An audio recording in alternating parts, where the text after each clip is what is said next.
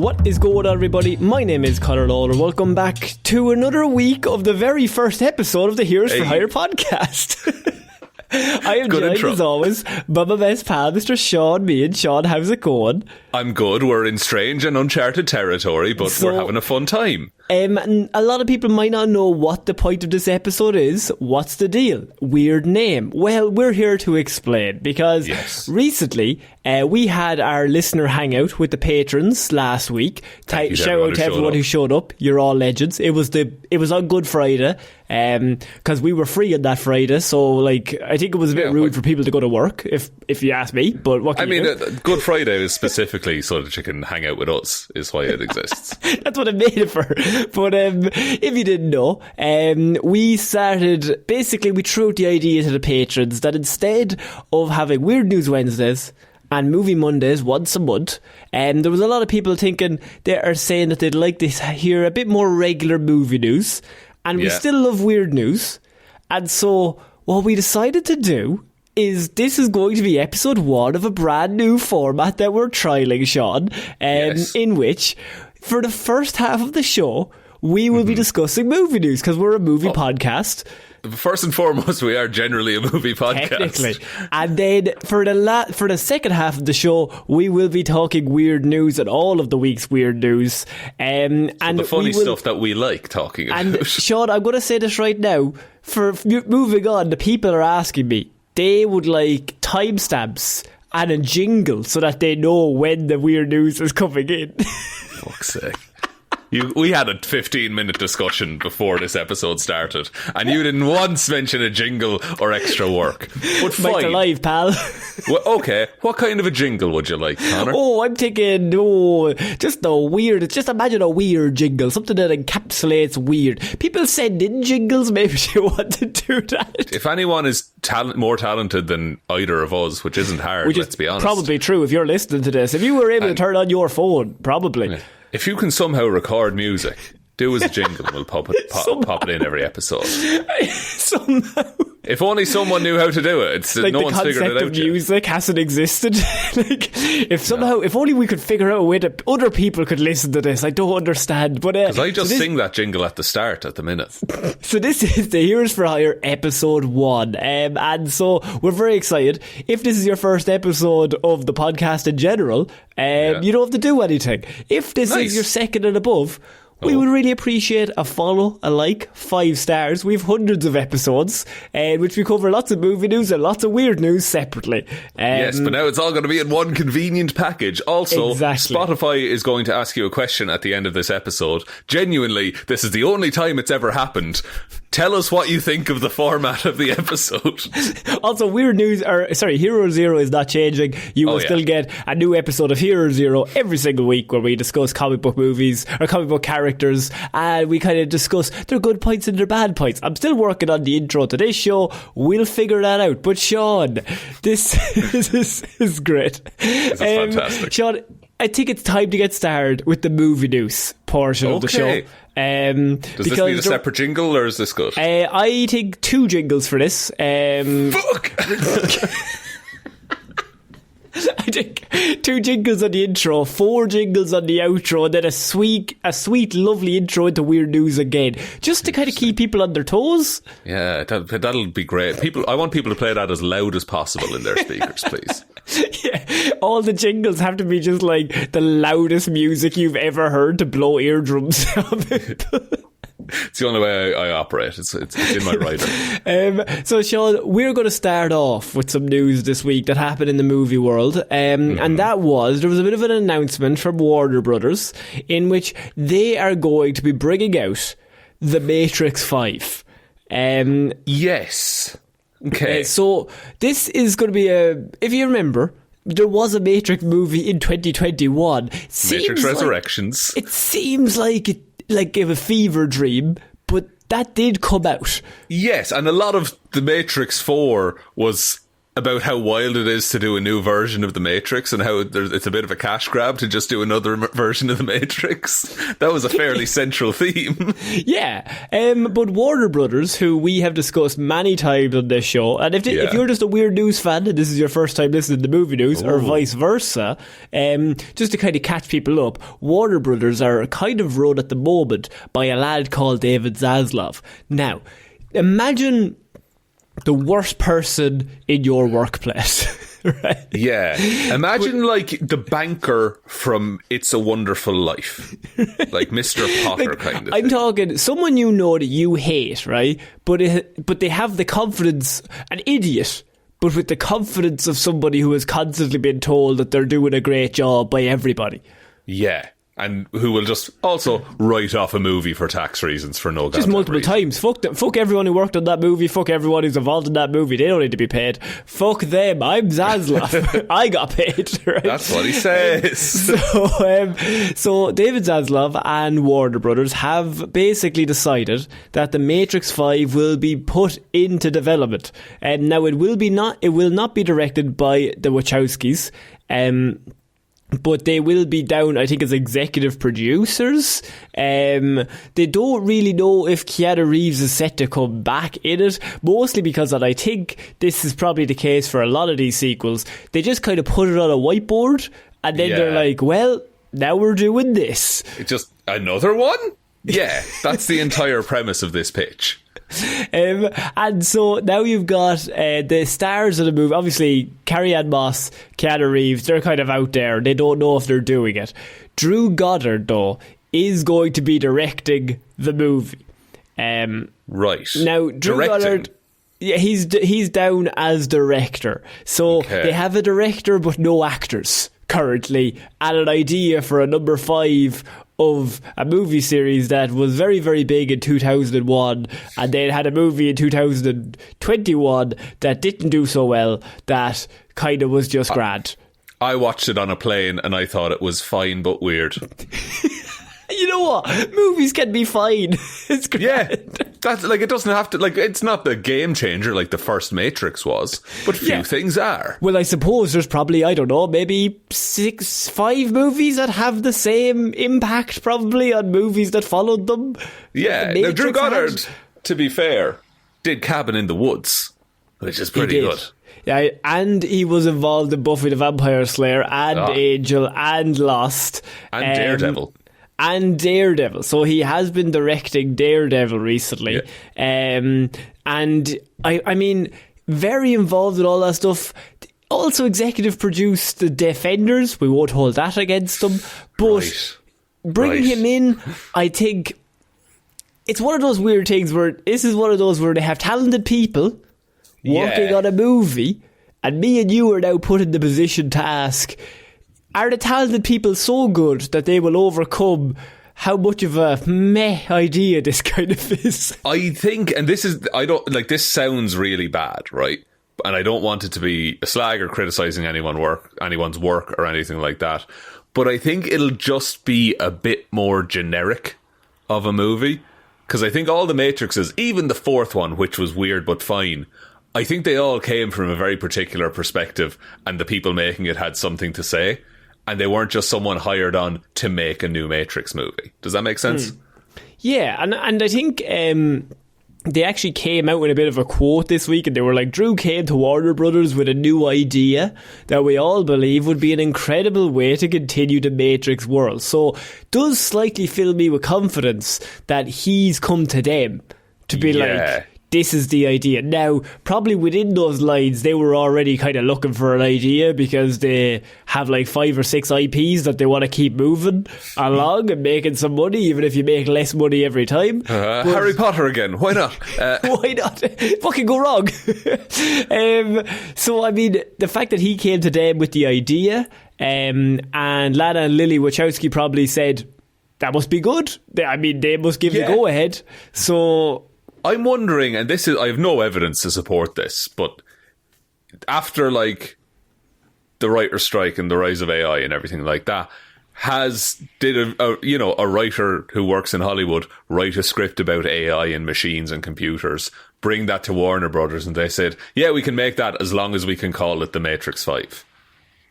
Yes, I'd say that's exactly what happened, actually. Now Excellent. Cool. Just so that's all on board. Well, normally, if you don't know, like, that happens all the time. People they bring a plot and then they're like, why don't we just take that plot and then change it into a name people recognise and just change a few characters. Best examples is that King Arthur, as a property, became public domain. And so we got a Transformers movie that just had a bunch of King Arthur elements in it. The Tooch was Merlin. What a man. Hey, we love the Tooch. So look, Shaun, my question to you is this going to work? Is this a good idea, bad idea, or just fine? I think it's just fine. I think I would have preferred if The Matrix had just stayed these 3 films and just that was it, and they just existed for a while. I think it's less interesting the more you go back to it. Yeah, and look, the first one still exists, and we've all seen that behind-the-scenes movie multiple times. We got shown that in college multiple times. In our college course, we did a movie course. They showed that basically every week on a loop, just to be like, do this, and we're like, we're like 19, man. How am I going to create the Matrix? Children. And they had a whole section about the colour grading and the differences between the two worlds and stuff. We were watching it on a black and white projector. Yeah, but that's how good the grading was. You can always tell. You can always tell. So I want to touch on that. I want to come to my next piece of news, Shaun, that I want to cover here in the movie section of the show, because we have had a running gag with a lot of our listeners about Star Wars over the last few years. Yes. And how they're in, then they're out, then they're in, then they're out, and ideas are in, but then ideas are back out. A lot of things announced, a lot of things rumoured, not a lot coming out. No, they have, for example, Taika Waititi. They had Rian Johnson. Those ideas. Patty Jenkins. Funny you mention her. Star Wars Rogue Squadron, back in development, according to Patty Jenkins. This has been dead for literally 5 years. So it was originally announced in 2020, if you remember correctly, that year that nothing else happened. Patty Jenkins was announced to be directing a Star Wars movie called Star Wars Rogue Squadron. Now, if you don't know who Patty Jenkins is, she directed the 2 Wonder Woman movies. Very talented human being, and I think they're trying to work on the 3rd one, but the 2nd one didn't do that well, so I think they're staying away from it. Probably. And So Patty Jenkins, she was signed on to do Rogue Squadron. Then what happens with all Star Wars projects, it seems, recently is they announce it. Normally a year or 2 goes past with nothing ever kind of follow-up, or there's no follow-ups, there's no anything, and then it's just, that was quietly dropped there in a boardroom about 3 months ago. No problem there. We couldn't, people are too busy, you know. Yeah. It was removed from the studio scheduled release schedule in 2022. Quietly. No mention of it. But now, apparently, appearing on the Talking Pictures podcast, Jenkins revealed herself that since a 3rd outing for Wonder Woman in the role no longer appears to be happening under James Gunn, the director's schedule opened back up. She's back in the game, and Star Wars Rogue Squadron looks to be getting the green light. I mean, I'll still watch it. It's just going to be Apocalypse Now, but in space, which sounds pretty rad. But it really feels like this was primed to come out in 2020 or 2021. And I know stuff happened, but it's going to be a bit like, oh, okay, we're seeing. Because we've already seen the end of the timeline so far. So where do you set this? Is this during the Rebels blowing up Death Star again? I don't quite know. The film is about heroic rebel pilots, and that's all we kind of know. That could be literally any time in Star Wars, right? ever. Just don't worry about it, right? There's always rebels. Now, at the minute, they're also working on several films with Star Wars, including The Mandalorian and Grogu. Which is going to be shooting this year. Shaun's face tells me he's very excited about that, yes? They say art is dead, folks. But then Mandalorian and Grogu just bring you right back. Is the Mandalorian and Grogu the same as the Agatha show on Disney Plus, yes, but like on a much bigger scale. On a much more like macro scale. It's just, hey, people like this. There's a reason that's called The Mandalorian and Grogu. Because that's what fucking sells Disney Plus subscriptions. But I think it's worse because The Mandalorian was good. And yeah, it was good for a season, man. And then it all went to shit. And then it wasn't great. Then they got this weird de-aging thing. Oh, that's not fantastic either. That annoys me about that is whenever I see the behind the scenes things of like, they got the guy who is the fucking spitting image of Mark Hamill. Mark Hamill's twin from the 80s. If I glanced, it was Mark Hamill. And then they put a load of weird dots on his face and made him blurry. Made him look less like Mark Hamill somehow. See, also, started watching Andor. Real good.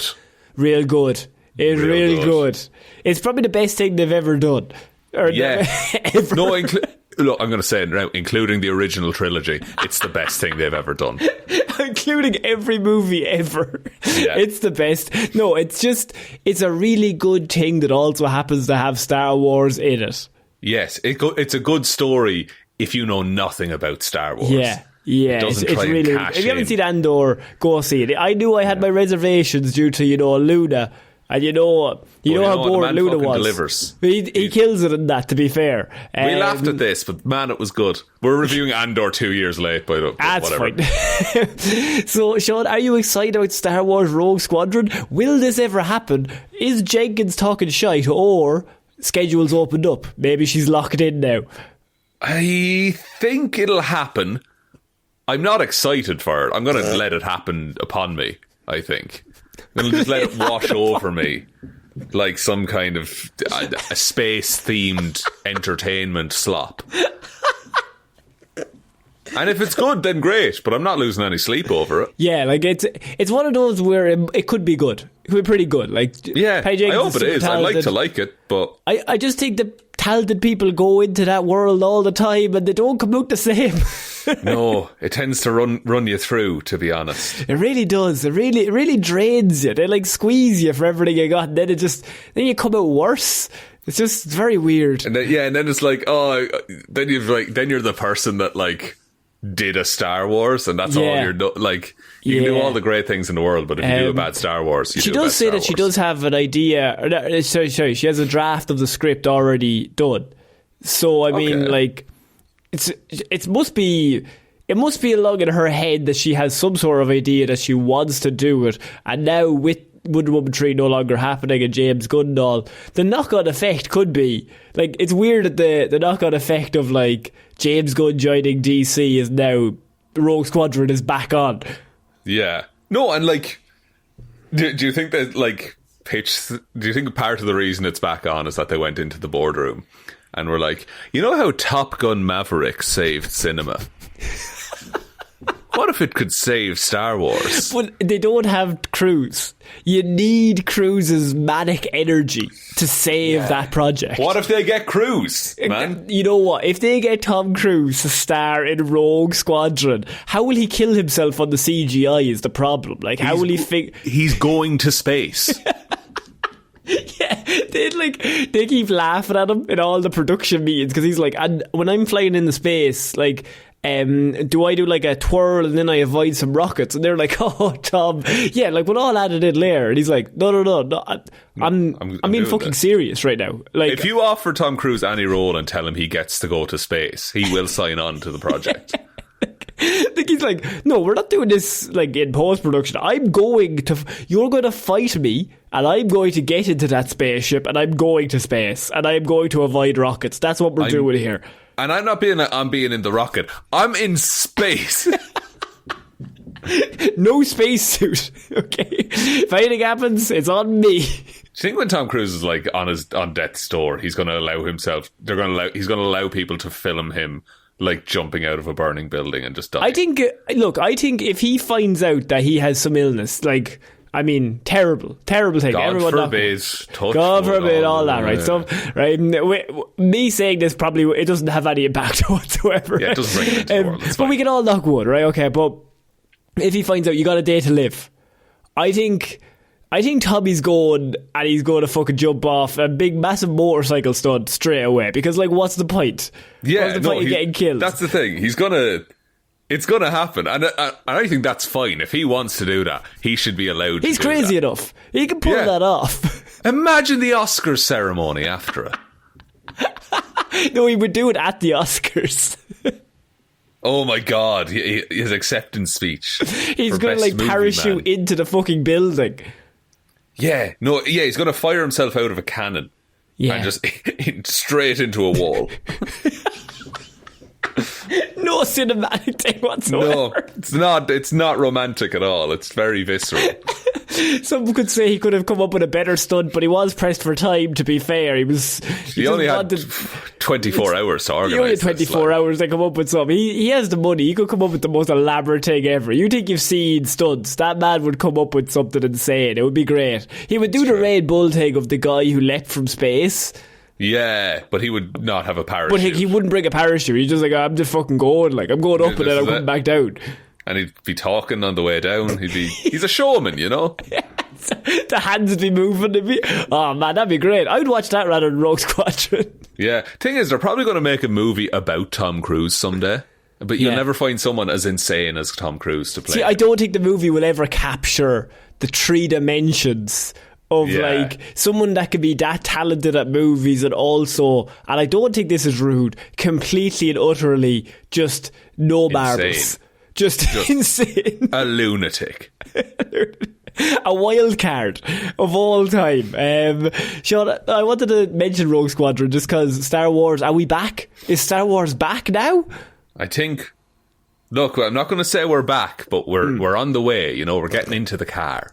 Getting into the TIE fighter, if you will. Okay, good. Shaun, I wanted to touch on our next piece of news because it's a great idea that we all love and all adore. Freaky Friday 2 is confirmed to be coming back, but this time with a 4-body problem instead of a 2-body problem. Yeah, that's right. We're doubling the switches. It's just, see, the sequel has to be bigger. That's the rule. Yeah. Is it still Jamie Lee Curtis and Lindsay Lohan? Jamie Lee Curtis and Lindsay Lohan are back in the roles. They are reprising their roles. So Lindsay Lohan's character was called Anna, and Jamie Lee Curtis's character was called Tess. Could not have told you that off the top of my head. And they are going to swap bodies with 2 teenage girls, Anna's daughter Harper and her fiance Eric's daughter Lily, both of whom are 14. Fantastic. Shaun, what are your thoughts? So they can have the young cast in there, and then Jamie Lee Curtis and Lindsay Lohan can just show up for a couple of days on set. I think that's fantastic. This doesn't need to happen, does it? Is anyone worse off for there not being a sequel to Freaky Friday? I think, and like, it can't be a money thing. Like, surely it's not. Like, they just wanted it. Maybe they just love this movie. People love this movie, Shaun. They love Freaky Friday 1. Well, no, it's so desperate. I was just like, we need something. Get an idea, you pricks. Stop banking on properties that you think are safe. I think it's nice. Do you? Well, like, I don't think it's good, but it's not for me. Like, who gives a fuck, right? It's fine. Who cares about Freaky Friday anymore, to be honest? I'm telling you, there's a massive subset of people that love Freaky Friday and are probably constantly... They haven't watched it in 20 years. But they're constantly... but they watched it when they were young and it had a massive impact, and then they constantly go on Jamie Lee Curtis or Lindsay Lohan's Instagrams, and under every post they say, when are you doing Freaky Friday 2? And that's happened for 10 years straight, and now eventually they're like, fuck it, we'll do it then. Yeah, okay, we'll make a bad, worse version of the thing that you like. Yeah, it's going straight to Disney Plus. Like, it's not going to be good. And we'll ultimately tarnish the reputation of the original. You know? What did everyone think of Dumb and Dumber 2? How did Two-Lander work out? They made another Hocus Pocus. Zoolander 2 came out as well. Anchorman 2 was fine, I guess. Yeah. It's not going to be the same. These sequels aren't worth it. I have a question for you. Yeah. Speaking of Lindsay Lohan, did you watch Irish Wish Not on yet. Netflix? No.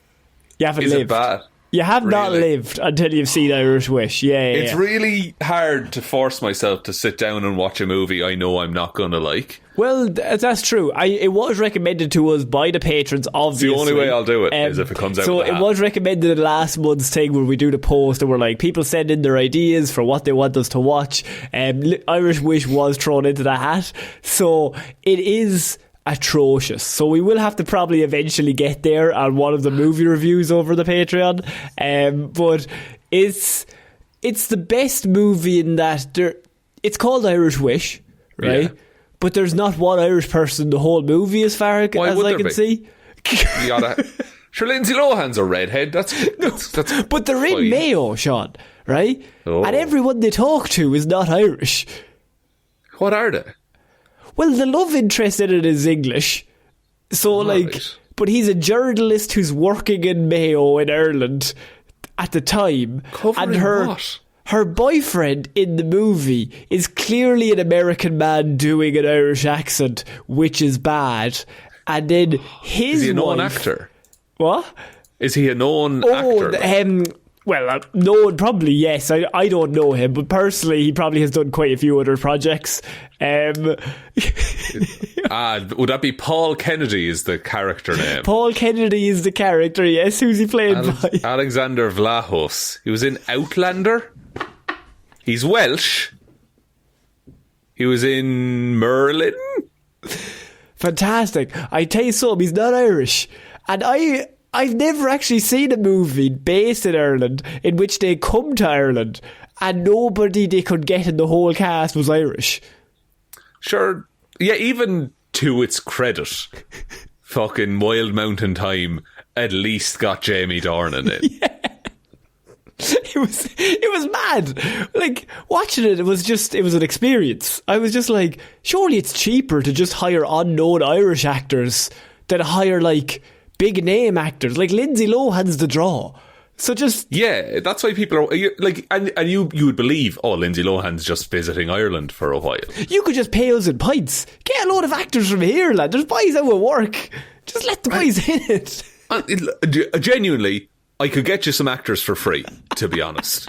If you want. We know people. We could get them into the set. I couldn't understand why, maybe there was the idea of, there's nobody in Ireland that can act. Right? There's nobody in Ireland that would read that script. Cillian Murphy's acceptance speech is going on behind him on the screen. They're just like, there's nobody in Ireland that can act. If only they were a talented... We're just going to have to import our own actors. That's the only idea we have, Lindsay. It'll cost twice as much, but it's all we can do. You're primed for Paul Mescal and Barry Keoghan. Look, you probably can't afford them. But no, not anymore. But back in the day, the next Paul Mescal and Barry Keoghan, there's going to be one. There have to be out there. I tell you who they should have gotten in as the love interest, and I say this all the time. Maybe you would have slandered him. Robert Sheehan should have been the love interest in that movie, the bad boy journalist. Yeah, no, he would track as a bad boy journalist. But again, I think he's too big. I don't know if he's doing much film at the minute, but he's in Umbrella Academy. He's got things going on. What a man. He's already too big for Irish Wish. How dare you say that? Anyone who has seen Irish Wish, message us on all the socials or in the Spotify thing at the end after you give your review of this setup, and let us know how you feel about Irish Wish after watching it. Maybe you're not from Ireland, maybe you are. If you are, I want maybe some screams. Send it to us, maybe audio clips. But if you're not Irish, how did you feel about watching it? Did you get the sense? Also, a major plot point is Saint Bridget, Shaun, just to let you know. Right. Glad to know she comes up. She pops up. She gets a whole segment. Right. You think I'm joking? She's a major plot point. In what? I'll watch it. She grants the wish. Wait, sorry, she appears. Yeah. They meet Saint Bridget in the movie. She's not just talked about. Meets the fictional character Saint Bridget, yes, and she's real. Does she have a cloak around her waist that she casts out? Of course she fucking has a cloak around her waist. She's making wishes. Yeah. She's making wishes, alright. Okay. Jesus. What the fuck? That feels racist. It's one of those where I was watching it is this a racism? I I can't tell. I know it's offensive, but I don't know how. Yeah.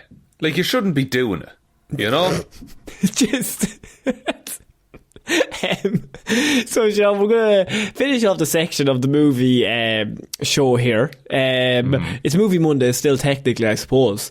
This is a Monday, yeah.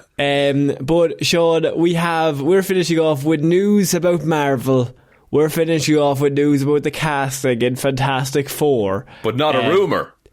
Usually it's rumours about Fantastic Four casting. True. It has been reported that the Marvel's Fantastic Four has cast an actor for the MCU's Silver Surfer. Now, it was a pretty hotly anticipated addition. They did a lot of speculation. It also pretty much confirms, if you have the Silver Surfer, that you also have Galactus in the movie. Herald of Galactus, Silver Surfer, of course. Kind of. Everyone's seen the 2007 excellent movie Rise of the Silver Surfer. What a fantastic movie. He flies ahead of that big cloud. In which they made Galactus come first, and then in the first movie, wasn't it? Think so? No. Yeah. No. Galactus is the second movie. Yeah. And then the surfer, we don't hear about because they fight the cloud. They're stabbing the cloud. They're punching the cloud in the face. They're punching the cloud in the face, yeah. But they have confirmed, it has been confirmed by Variety. So, not sure if it has been confirmed by Marvel themselves, but Variety have put their name out there and said that Julia Garner will be playing the role of the Silver Surfer in the Fantastic Four. Now, if you don't know who Julia Garner is, very big actress. She was obviously involved in Ozark, probably most famous for playing Root in Ozark, in Inventing Anna as well. She was Anna in Inventing Anna, but very, very talented human being. Great performer. And so her casting, I think, pretty good stuff. And like from what I've seen, she's going to be playing Shala Bal, who is traditionally in the comics. Silver Surfer volunteers, his name is Norrin Radd, he volunteers to become Galactus' herald to save his planet and the woman he loves, who is Shala Bal. So I wonder, are they doing it flip that she volunteers to save the planet and like her partner or something like that? Yeah, but in the comic, the two of them are both in the comic books anyway as the Silver Surfer. Yeah. So like it's much of a muchness, really. And also, it might have been the case that they just are like, oh, this amazing actress is on board. She wants to play this role. Cool, let's get her in. They cast for skill, like, at the end of the day. Also, so many people have been the Silver Surfer over the years. It could be fucking anyone. Like everybody. Everybody and anybody. Now, the worst people we know are probably making some fantastic YouTube thumbnails and fantastic YouTube videos about this, Shaun, in which they're saying that this is a terrible idea, and Marvel have, and look, they've obviously gone woke. This is a terrible idea. It's the worst thing that can happen to a company is it's the worst thing, and this means a lot, because we all know this movie's ride or die in the Silver Surfer, this brand new Fantastic Four movie that they are launching a brand new cast with. This could make or break it. This could be the end, because Marvel has been like, look, they've been winning consistently. They've been non-stop winning. They're never going to come down, as far as I'm concerned. We all knew Ant-Man and the Wasp: Quantumania killed it. It fucking knocked it out of the ballpark recently. Billion, trillion. We stopped counting after a while. We had Doctor Strange. That was amazing. I mean, they have just done nothing but winning. Right now, we had Guardians. That was just a little sprinkle of mud. But we obviously had Thor. That was obviously fantastic as well. So look, all of this is coming together. This might bring the whole thing. I think it's Brie Larson's fault, personally. You can't blame Miss Marvel just because, like, we all love. She's great. Brie Larson's also great. Leave her alone. That is true. Like, it's fine. It's grand. But like, as we've already said, movies can just be grand. They don't have to be shit. They don't have to be good. They can just be fine. And also, like, I'm interested to see the Silver Surfer in this form now. I think that's going to be really interesting. I'm genuinely interested and kind of tentatively excited for the Fantastic Four because the cast is very strong now, first and foremost. And secondly, they still haven't cast Galactus. Now, you got Javier Bardem, you got, what's the other guy's name with the very wide face? Oh, that's... Very wide face? He talks real deep. That's an odd way of talking about a man. The wide face. What else was he in? Oh, I can't remember. But it was Javier Bardem and somebody else that was being rumoured to play Galactus. Now, look, if it is Bardem and he's coming up against Pedro Pascal and all that crew, that's a pretty fucking strong fight. Just in terms of, like, in those scenes, I think the movie could be good. Also, this movie could be bad. We don't know. It's kind of just fine at the minute. So yeah, it's like it looks like they have an idea for it, which I think is interesting. They have an idea, man. Like, that's more than you can say about a lot of stuff. Yeah, that's recently that is pretty good. I mean, I think this could be a really good piece of casting. I mean, I don't think she's going to come in as Ruth from Ozark, where she's just effing and fucking fuck you, fuck this, fuck them.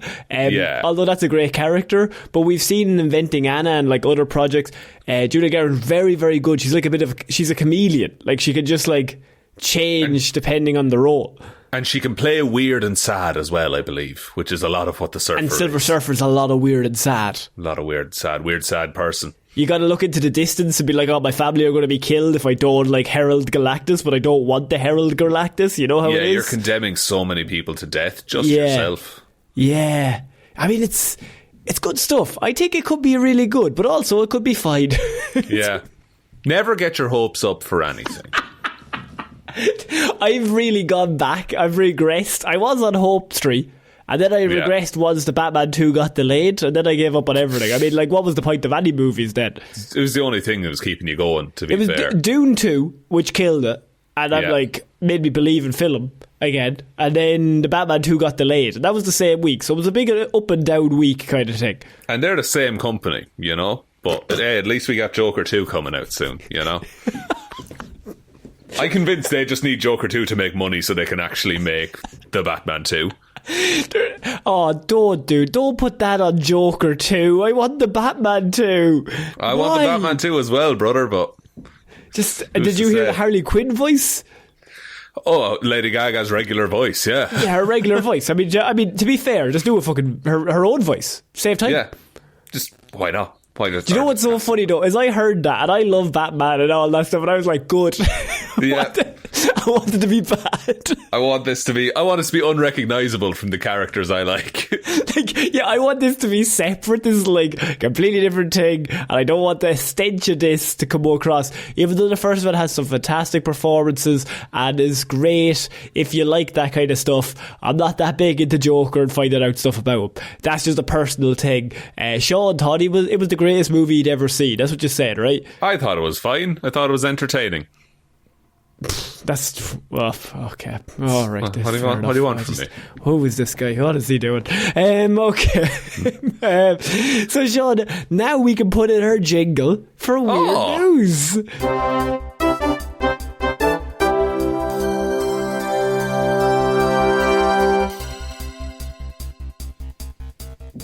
Wow, what a jingle! It's still going on.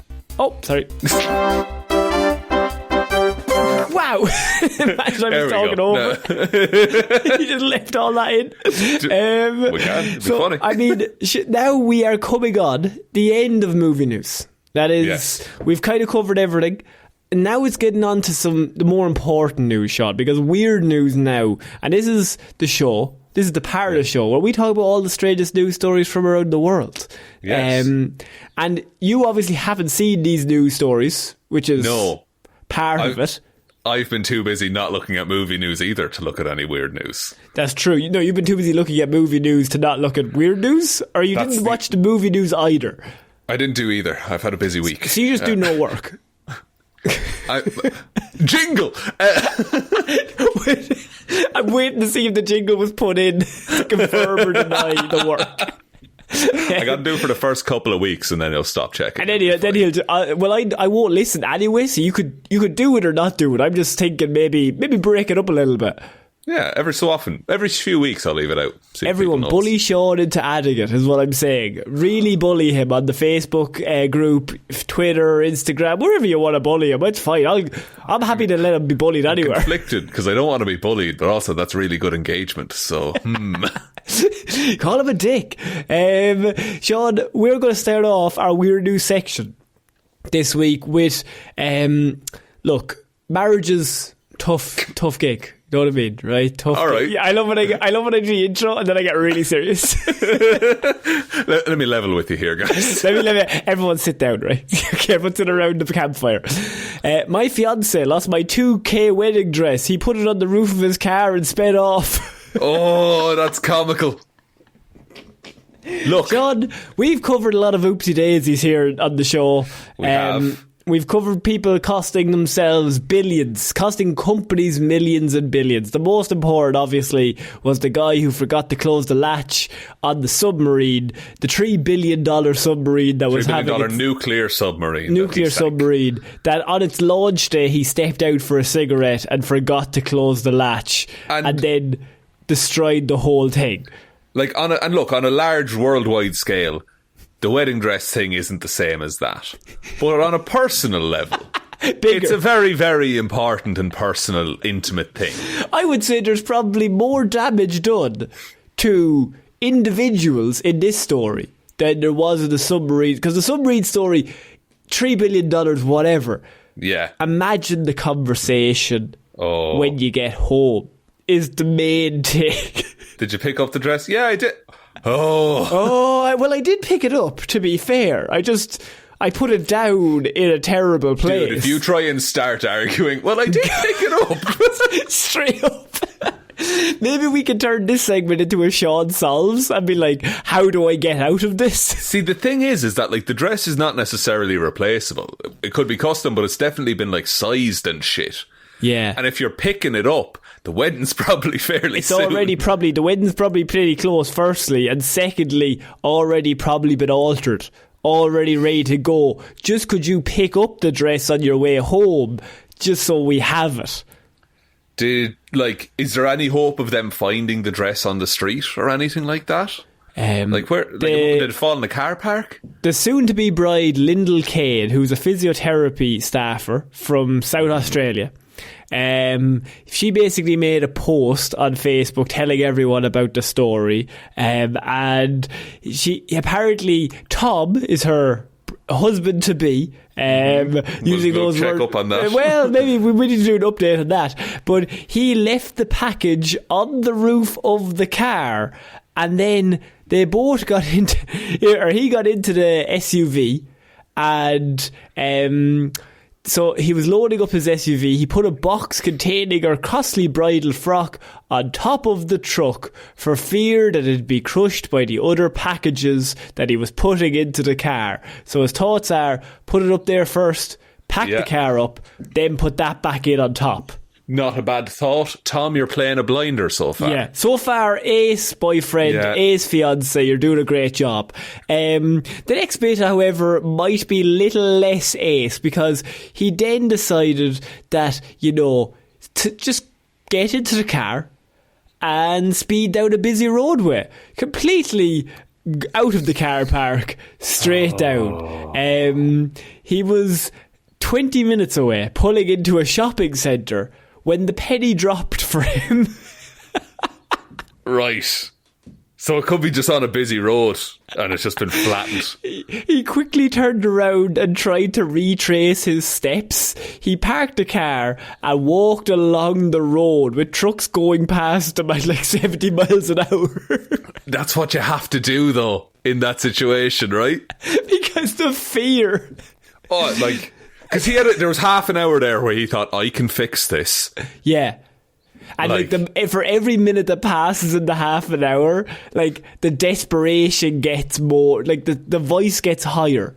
for every minute that goes past. Like, no, it'll come good. Like, it'll come up. She'll never know. It'll be fine. Do you tell her? Yeah. Like, say you found it, would you tell her? And so he searched for a long time, Shaun, could not find the dress anywhere between there and the fucking place they had come from, or he had come from collecting the dress. So now the question is, how does he tell her, Shaun? Because I'm going to put you in this man's shoes. Oh, God. Just human error. Big consequences. So, I mean, $2,000's a lot of money, right? Now, as I got from this story that they aren't actually that poor. I got the impression they are offering a $500 reward for anyone who could find it. And to be honest with you, she didn't seem that she was joking about it, like, we'll get a different one. Well, that's fine. Good. That's good. That's good. So nobody's out of a wedding dress. It's not a fun conversation to have. But imagine, Shaun, this was you, and you spent $2,000 on the dress. I'd be ruined. And then lost the dress. Yeah. You had one job, to go collect it. And then you drove off without it. Well, I suppose you had it, probably for maybe, a few hundred feet. I had it long enough that it was hours, like, at that point. Yeah. Well, look, I'm asking her to sit down, first of all. You walk in the door, right? Yeah. And she's like, where's the dress? Can you sit down for a second? No, that wouldn't. It's not a great start. So far, you're on the back foot. With one simple question of, did you get the dress? There's been a bit of an issue. I think you lie. You say they didn't have it ready.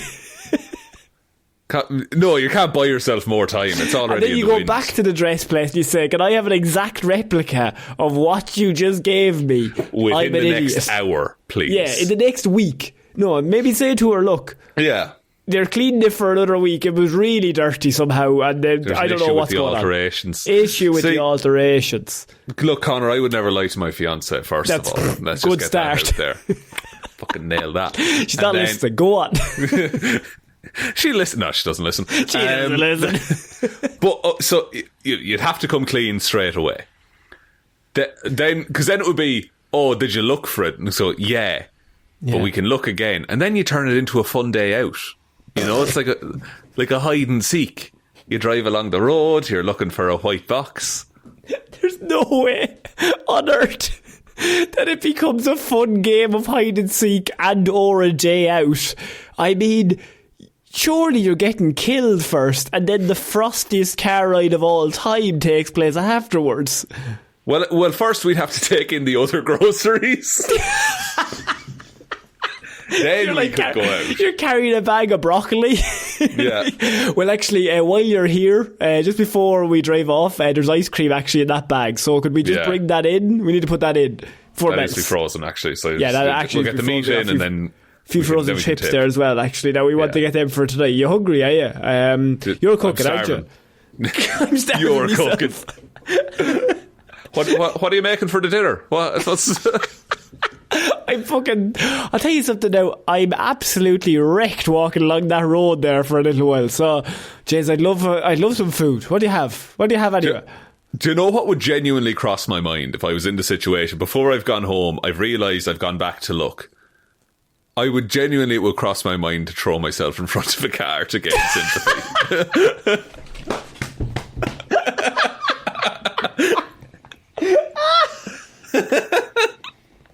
But not to kill yourself. Not to kill myself. No. I knew exactly what you were saying there. You want the broken leg and or arm. Yeah. Sob story. I made a mistake and I tried to fix it and I was injured for it. I'm sorry. No, what you say is you were mugged and somebody stole the dress. Why would they take a dress? Dresses were a lot of money, man. You know what I mean? You were mugged for the dress. Your average mugger on the street doesn't know the retail price of a wedding dress. Yeah, but they don't not know that it doesn't. It costs some money. It costs more than 500 usually. Man, if you're stealing your wedding dress, that's a tough look. No, they're not stealing it. Wear it. They don't have the ceremony tomorrow. But what? There's no black market for wedding dresses, is there? Oh, there has to be. There's a black market for everything. That's an odd sentence, okay. What are you talking about? What do you know that I don't? I bought a few livers there last week, human ones, obviously. Oh, that's, again, an odd thing to confess to on a live mic. A lovely mic. big toe in a jar. You've never even thought about getting one. Why did you want a toe in a jar? Just to have a look at it. You know what I mean? Just think to myself. See what it looks like. That could be me, but it's not.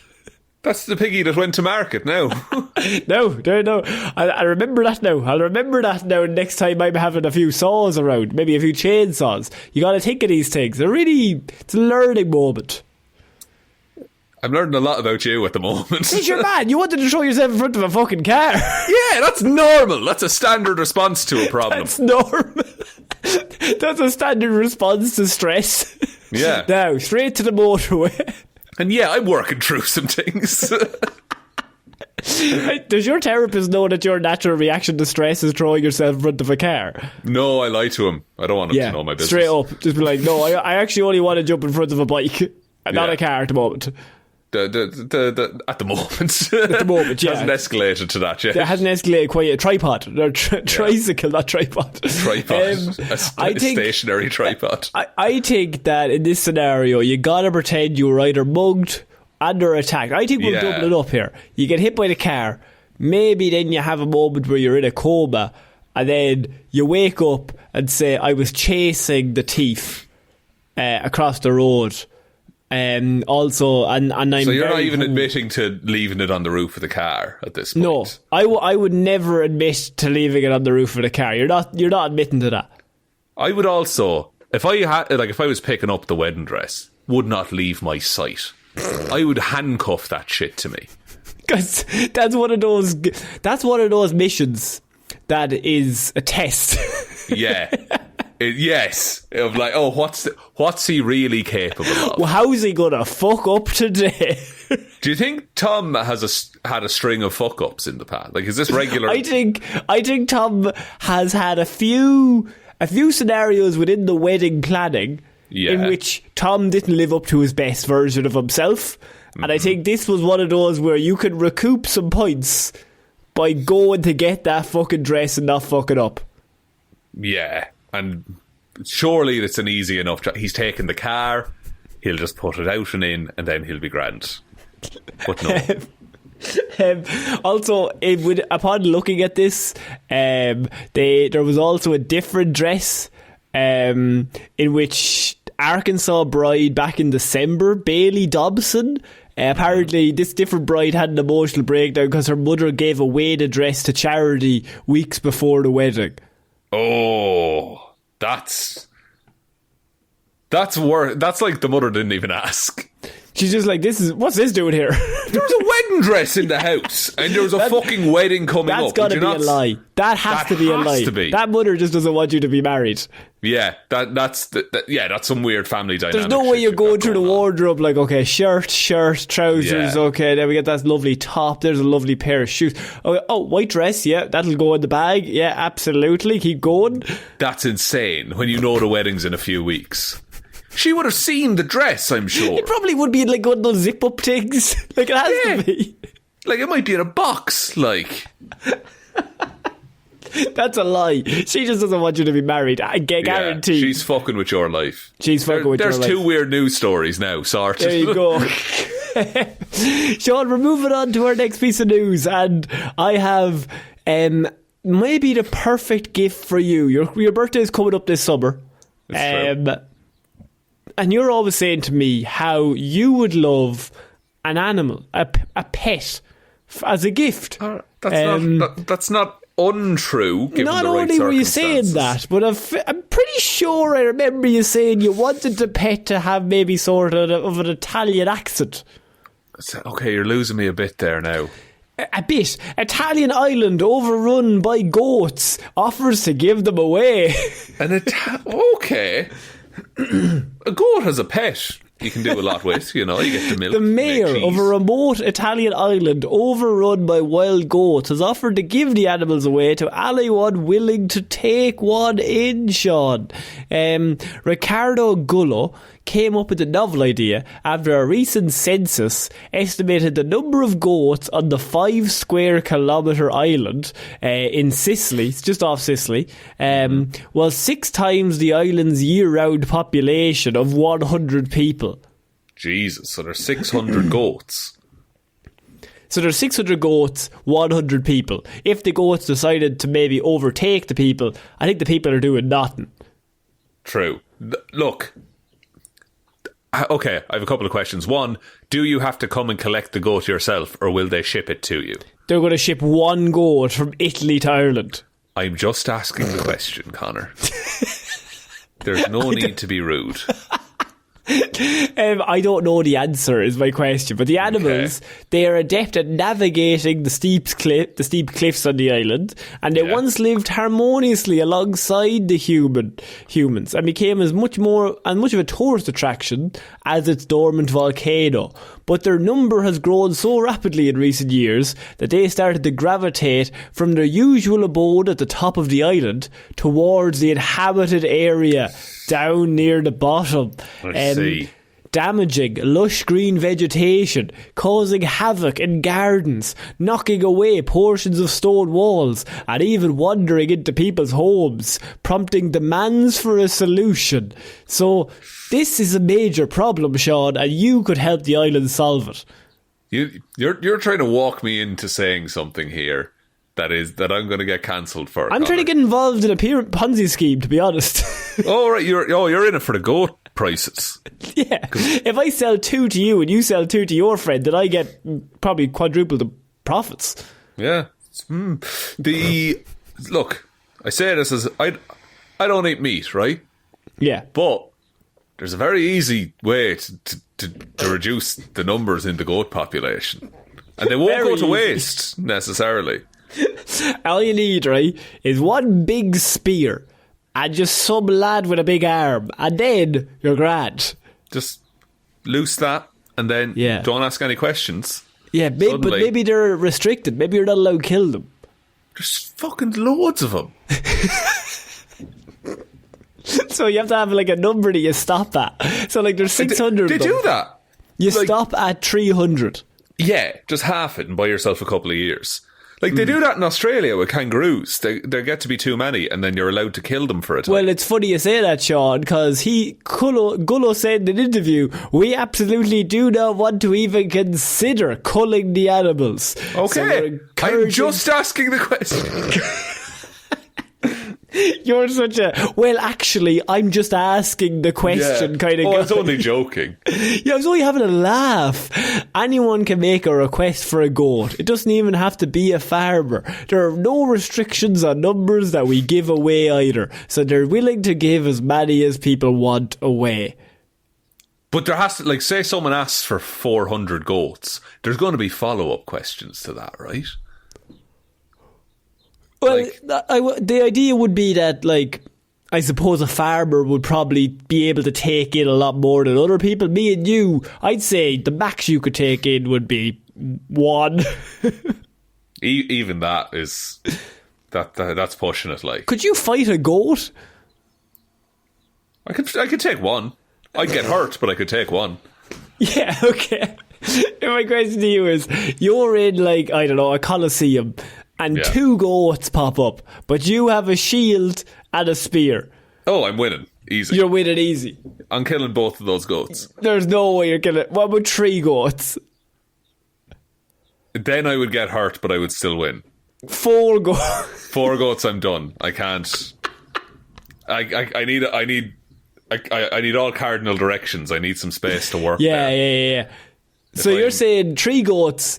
They're going to get you, but you're still going to win. Yeah, I'm going to get headbutted a bit. Might get bit. Yeah. Ultimately, you're way stronger than a goat. Like, you could fuck them up. I can eat. Like, people have been killing goats for centuries.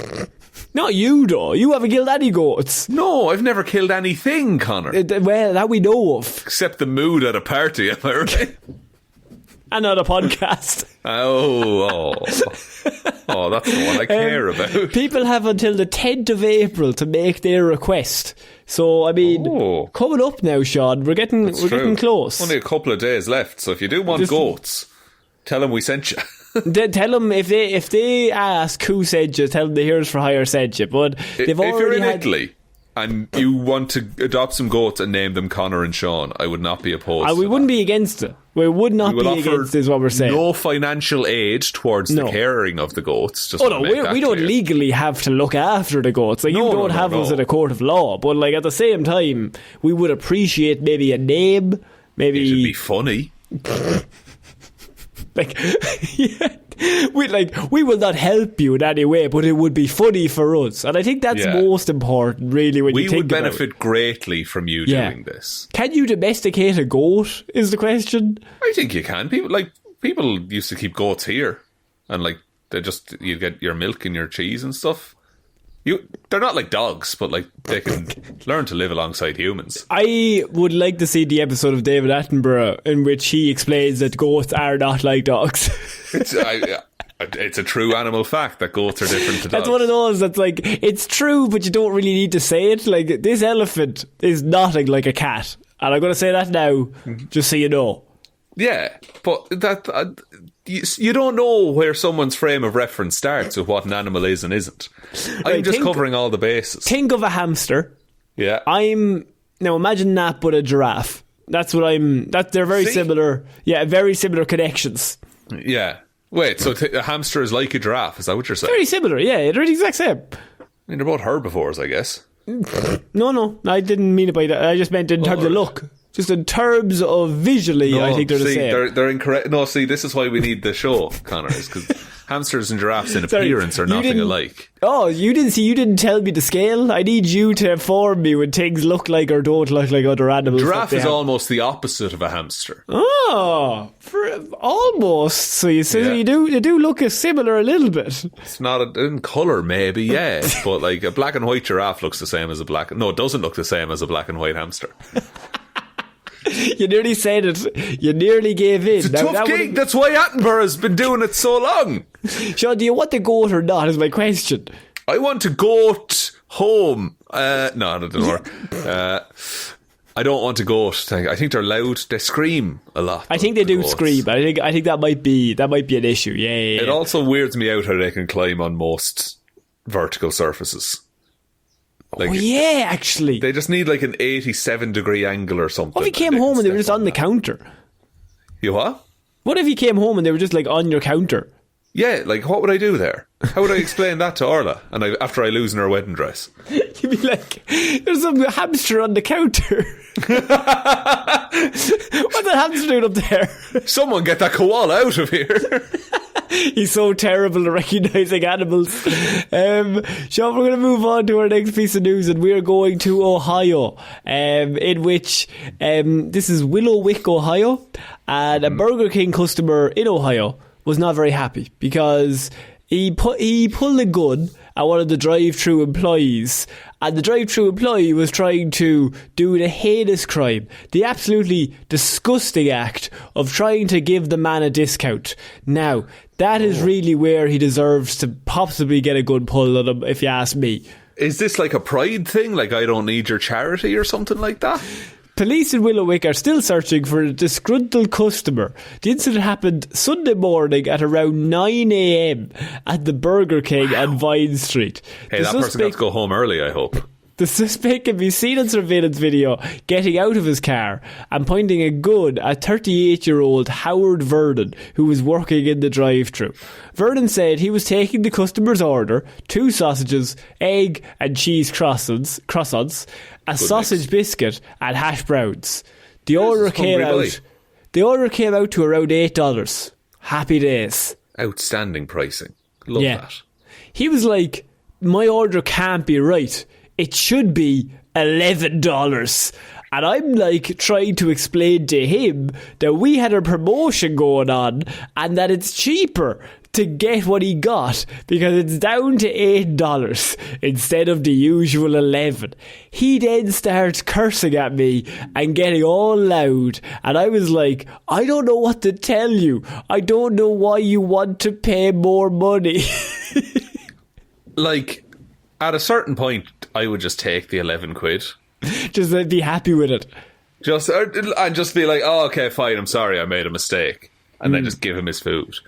Vernon said after the argument, the customer sped off. But a minute later, he pulled back around to the drive-through window as Vernon was helping another customer. And that's when he pulled out the gun that was in his car. What? Even if there was something wrong with discounting someone, why would you pull a gun on someone for like £3? He threatened to kill him and then started saying some terrible words towards him while he was in the window. Just what words, Connor? The words I would use are slurs, Shaun. Interesting. Slurs. And are they like hamsters in any way? No. All things come back to hamsters. If you had to tell me to stop your height, but in hamsters, I mean that would be really helpful to me. Okay, how tall would I be in hamsters? Maybe. Are they on 4 legs or 2 when you're doing the length? I think the hamsters are lying down in a straight line. Okay, we'll measure my height off of that. I reckon I'd be 18 hamsters. I'm going to say 23 hamsters. How many hamsters am I in height? Sure. No, maybe you're like 12. The ideal height. No, I don't want to house them humanely.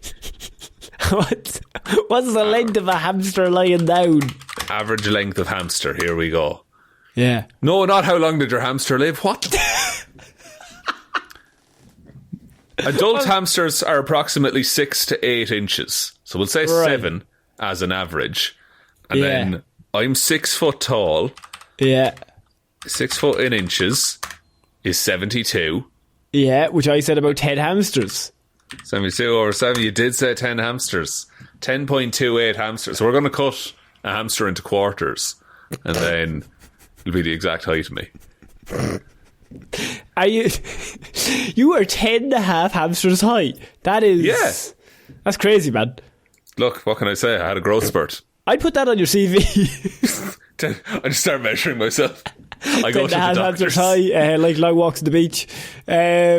So Vernon said the man threatened to kill him. To know that somebody would do something like that just because I'm trying to give you a better deal. Yeah, it was pretty weird, he said. Just completely, I've seen so much in this job. Vernon has not been back to work since the incident and said he said he does plan to return. At the end of the day, it was about some bread and sausage sandwiches at 9 o'clock in the morning on Easter. And you're that mad that you put a gun in somebody's face. I don't know why people are so angry at 9 o'clock in the morning on Easter. He's so baffled. I don't understand. Why? You'd be so confused. Like, nothing makes sense in that situation. Because it's escalated to the point that it didn't need, like, there was no scenario where that gun needed to be pulled and that situation needed to be escalated to that point. Because you're like, well, nothing has happened. Like, literally nothing has happened. Nothing's gone wrong here. Like, there's no threat to you. Yeah. But everyone should be able to own guns. I just literally work here. Like, I'm standing in a window giving you burgers. I do want to go back to bed. Like, I mean, there's case to say maybe this was Jesus returning. He was grumpy that morning. He wasn't happy, trying to give the Burger King maybe full profit for the deals because he's that kind of guy. No, I don't think that man was the second coming of Christ, Connor. I don't mean to shut down your comedy there, but it doesn't seem like his move. It doesn't seem like the kind of thing he'd do. I don't think he'd eat pork. That's the only bit that your story's not adding up, Lawler. I was with you until the pork turned up, but that's your dead right. He had 2 sausages. Yeah. You're like the detective, and like for some reason you put a chalk outline outside the drive-thru. Like, nobody's dead, man. Just like it's a rectangle in the shape of a car. He was sitting right here. Just long, slow drags of your cigarette. Couldn't be Jesus. We will rule out Jesus, I suppose. That's step 1. It's all we're narrowing it down. We're closing in on this guy. I'll tell you something. There's definitely an episode of CSI Miami that is set on Easter, where Horatio says a one line before the kicks in, and I don't know what he says, but he must say something along the lines of "This is the second coming," or "I guess he's risen," or "I guess he's not going to rise today," something along those lines. Something really terrible. Something like that. CSI Easter has given me a load of like programs that I can take part in. CSI Easter. CSI Miami. Easter this episode. might not exist, but yeah, it probably doesn't. But I guarantee he definitely said something. No, it's called Resurrection, and it came out in 2008. Horatio stages his own death on Easter. That's outstanding. Fantastic. There's always a CSI Miami episode in which Horatio says something terrible in a situation that didn't need to be said. I just think it's great. Are you reading quotes from the show? I'm reading the plot synopsis. It follows on from tell me the plot story. of Resurrections. Connor, it's a very long plot, I'll be honest. Maybe give us the highlights. Horatio, I think he ends up in a morgue because a gang is trying to kill him. And so are they doing an analogy, by the way, that Horatio is Jesus Christ? Yes. Cool. Go. He dies on the Friday, spends 3 days in a morgue, and then comes back. That is a bold strategy to pull off. Let's pick a religion. Okay. Christianity. And your man died, and let's just do that for our character in this TV show about murders. See, I feel like also there was an episode of CSI where Santa was real the whole time. Yes, so there is. Because they're like solving the murder of like a fake Santa in a mall, and then at the end they all look out the window and they hear the ho, ho, ho, and the jingles go along. And you're one of my favourite bits is when Santa is just real. And I'm like, is that really Santa? Because if it is, then somebody was brutally murdered like yesterday, lads. Like just really vicious. Like you were just analysing their dead body. But Santa could have but prezzies. He knows who's naughty. Might be able to give you a name. Definitely the murderer. So Shaun, we're going to move on because I wanted to touch on a very small story, by the way, in terms of weird news, in which Irish basketball teams, there was a problem in the Irish basketball circuit this week, Shaun, and it was a major problem. By major, I just mean it's kind of funny that this is happening. Irish basketball teams ordered to replay last 0.3 seconds of quarter-final tie after mistaken refereeing. So, the story behind this is the Limerick Sport Eagles beat the Portlaoise Panthers 80 points to 78 last week. But the game ended in controversial fashion when the Eagles' winning points were awarded on the final buzzer.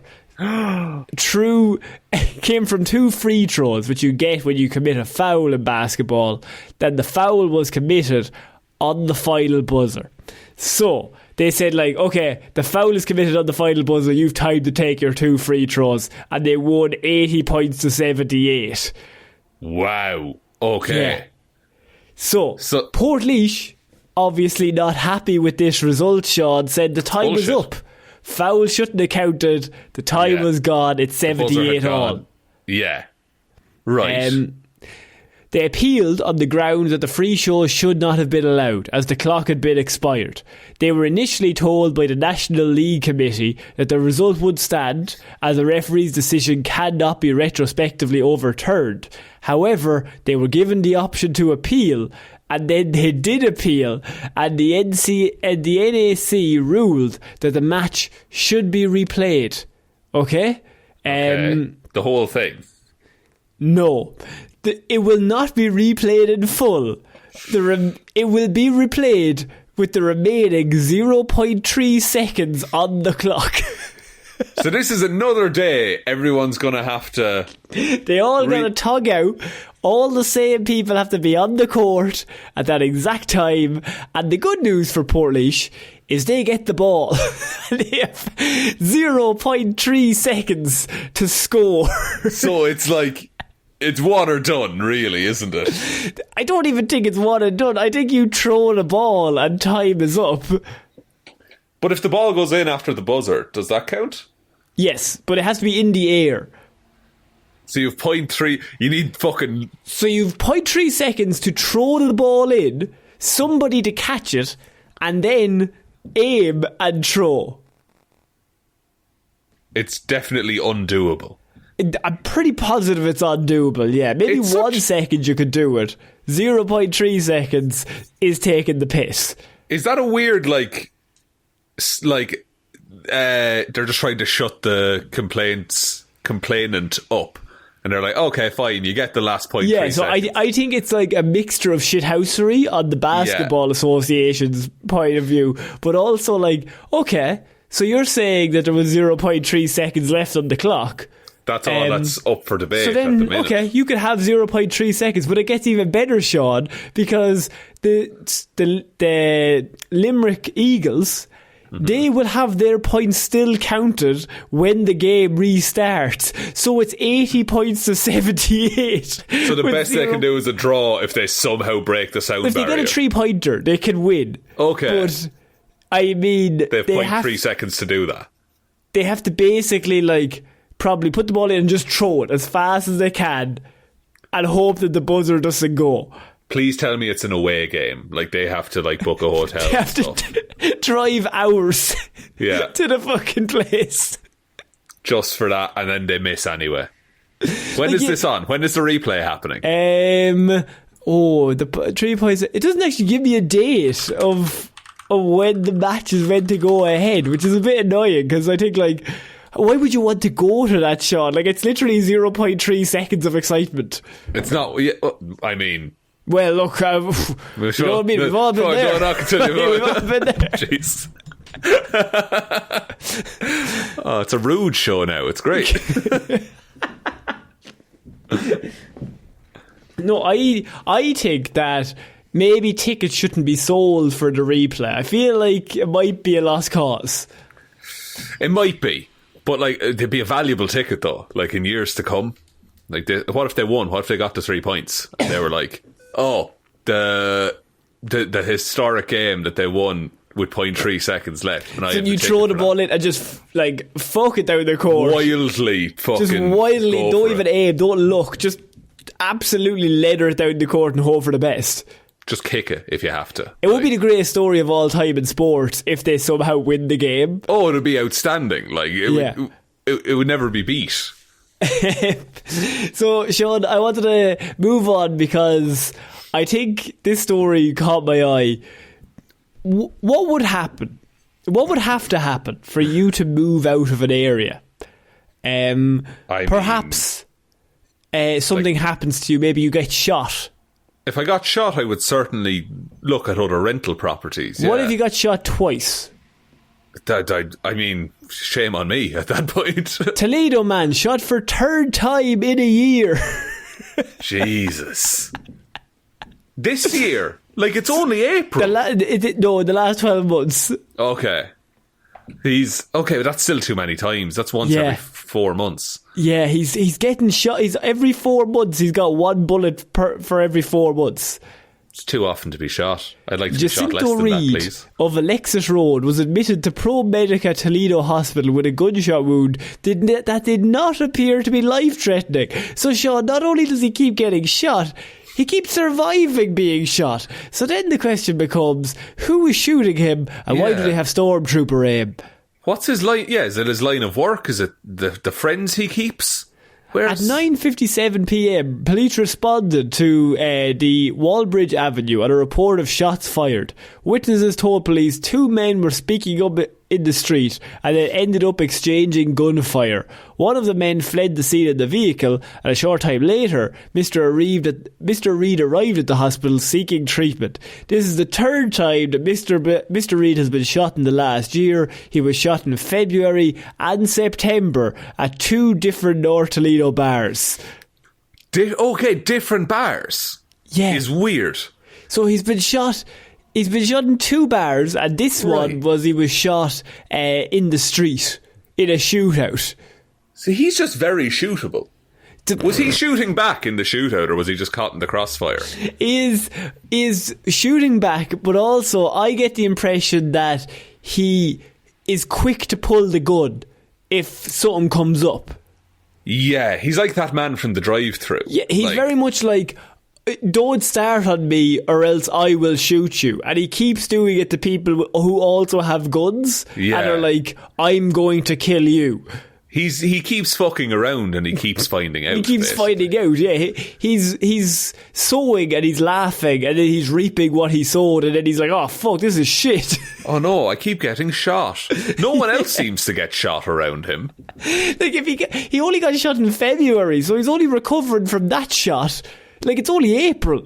Yeah, that's not enough time to recover from a gunshot, I would say. I would think. So, September to February is 5 months, or 6 months, so you get that out of the way. Then you got February to April. That's only 2 months. So at this current rate, he's getting shot again possibly in the next 2 weeks. I think he needs to stop going out. Like, he needs to just don't stop pulling guns on people. This one, he got into an argument with somebody in the street and then pulled the gun. Why are you doing that? Why are you behaving like that? Why are you doing that? Why are you doing that? Just stop. I don't like. Maybe it's a culture thing. If I had a gun, I would never carry it because I'm going to accidentally shoot myself in the dick. You would 100% kill yourself. Yeah, I was going to say that. Yeah, but then I'm never attempting to pull it. What about all those sequels that I throw at you, or some weird news about, I don't know, like a bowl that can add salt flavour to food? Connor, I know I grumble and gripe, but I really do enjoy doing the show. No, I actually do genuinely have fun. No, I wouldn't have done it this long if I hated it, you know. Yeah, I don't think... I just laugh. I just laugh. If something goes wrong, I will just laugh. That is the problem. Yeah. That's the thing. I don't care enough about the situations I'm in to, like, risk my life over most of them. Unless someone said, I'm going to shoot you, I'd be like, well, to be fair, I can see that coming. Actually, you know what? That's a good move. Because I know Kung Fu, I think.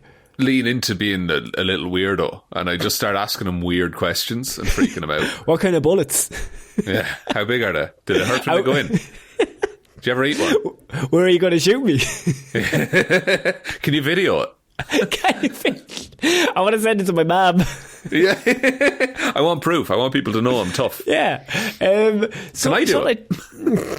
Shaun, I think this is the end of this week's episode. Oh, I think a successful episode 1. Best first episode of a podcast there's ever been. I think it's the greatest episode of the first episode of a podcast that has over 600 episodes that anyone's ever done. I think we can fucking set that in stone, boys. No, genuinely, I think it worked. I think the jingles in the middle really helped it out. I think the 7 jingles seemed a bit much, but you just kept putting them in. Yeah, and they're all layered like 5 seconds after each other, so it's going to one by great. one, back to back, no fade. Do you want me to take us out, Connor? Yes, please. Thank you everyone for listening to this episode of the Heroes for Hire podcast. We will be back on Friday with Hero or Zero, and then next Monday with another episode of the show. Big thank you to everyone over on Patreon. That's patreon.com/Heroes for Hire podcast. Link to that is in the description.